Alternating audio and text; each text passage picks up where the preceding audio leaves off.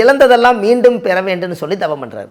இந்த உலக மக்கள் அனைவருமே இழந்த சக்தி எல்லாம் மீண்டும் எனக்கே கிடைச்சிருன்னு சொல்லி தவம் பண்ணுறாருங்க. அந்த இடத்துக்கு போனவங்க அத்தனை பேருமே நகை தொலைஞ்சு போனாலும் திரும்பி வந்துடும், காணாமல் போனவங்களும் திரும்பி வந்துடுவாங்க. நம்ம மனசுக்குள்ளே யாராவது நினச்சி இழந்திருந்தால் அவங்களும் நம்மக்கிட்ட வந்துடுவாங்க. அப்பேற்பட்ட கோயில் தான் விஸ்வாமித்திரருடைய ஆலயம்.